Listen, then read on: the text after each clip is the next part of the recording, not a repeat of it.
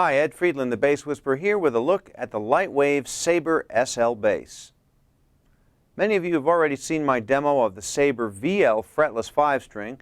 It's up and running on Bass Whisperer TV, so go check that out. The SL is a slightly less expensive model, where the VL has a fancy maple top and a chambered ash body.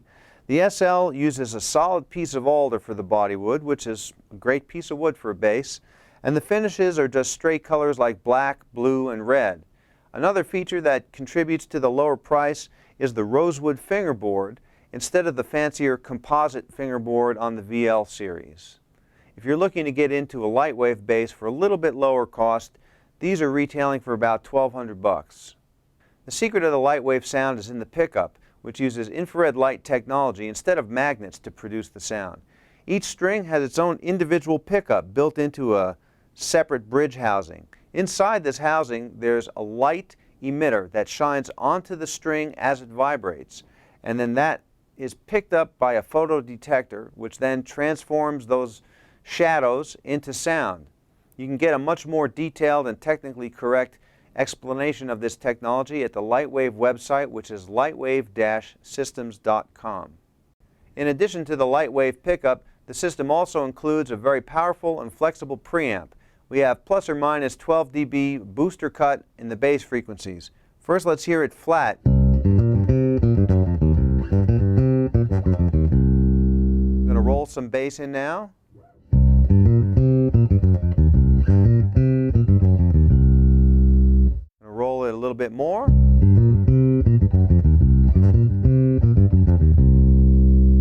All the way up.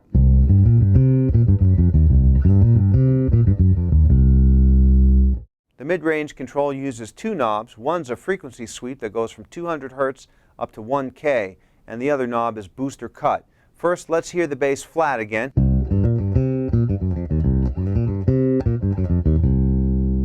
Now I'm going to roll the mid-range frequency all the way down to 200 and boost it just slightly. A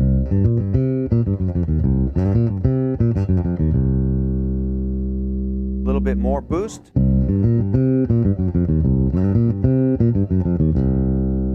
I'm going to boost it all the way up.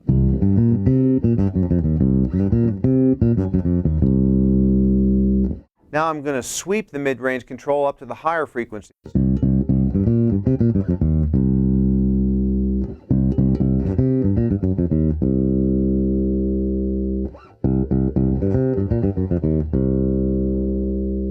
Now all the way to the top at 1K. You can actually get quite a good high frequency response just out of the mid-range control if you pump the lows all the way up and have the mids cranked at 1K.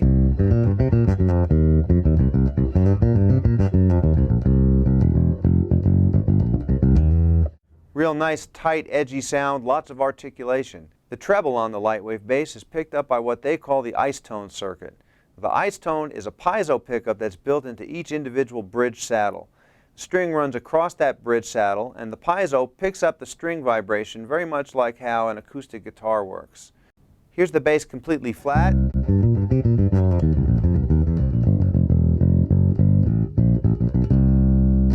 Now I'm going to bring the ice tone in just a little bit, about at 6.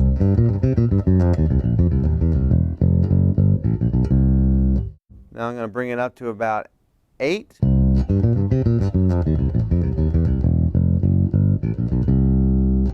Now all the way up.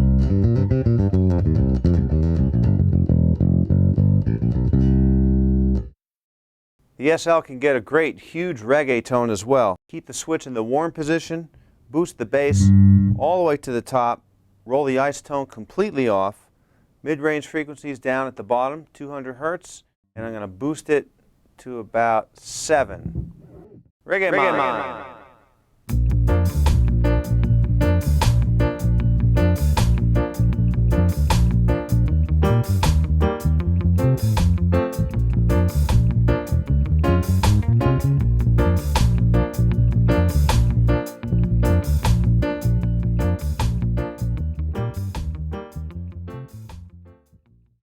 Another feature of the Lightwave preamp is this toggle switch that goes between warm and cool positions. In the warm position, we get an emphasis on the low frequencies and the low mids, which is great for a nice fat, punchy tone. Here's the warm position.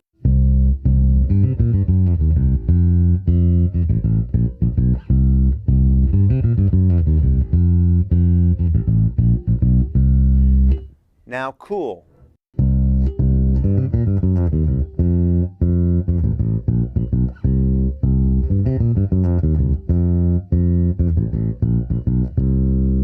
You can hear we lose a little bit of bottom, but the detail really starts to speak. And of course, you can always roll in more bottom with the preamp. The Lightwave also gets a great slap tone. There's nothing out there that sounds like this.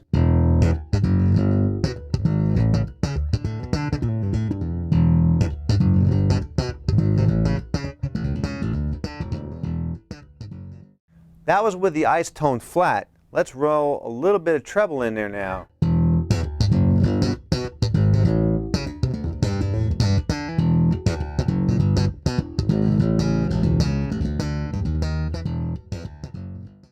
Now let's crank the treble.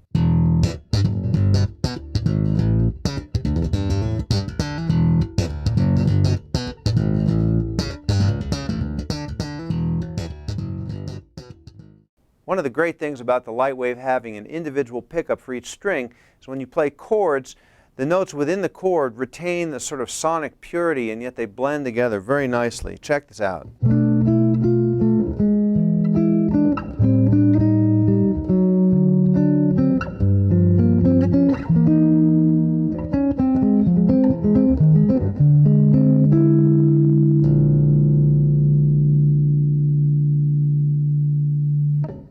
And of course, the harmonics are stellar.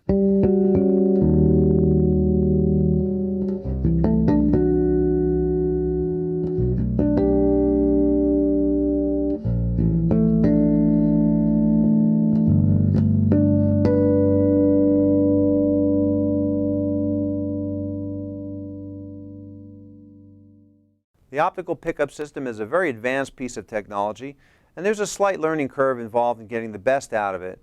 For example, if you change your string height either up or down, you're going to also need to adjust the optics for each individual string. Luckily, they make this very easy. The manual is very clearly written, and there's some diagnostic systems built into the instrument to help you know when you've dialed in the perfect sound. Let's take a look at that now in this segment of Alien Odyssey.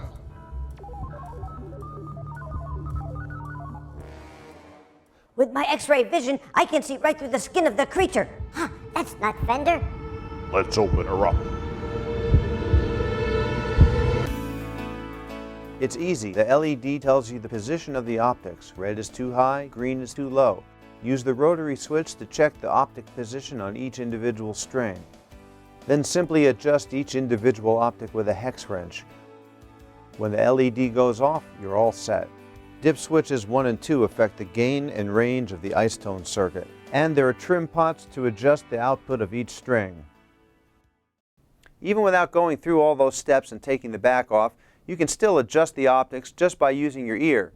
Put the wrench in the optic adjuster hole and just do it until it sounds right. Now I've adjusted it so it's too far down and you can't really hear the string. Now I'll just adjust it until it sounds right.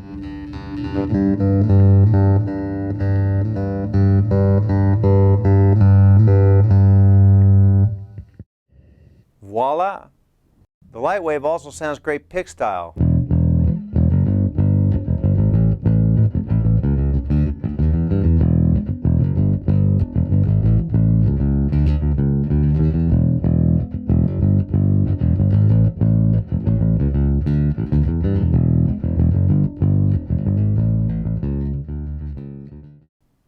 I hope you've enjoyed this look at the Lightwave Saber SL bass. It's a very cool instrument, very reasonably priced for something that's got such cutting-edge technology.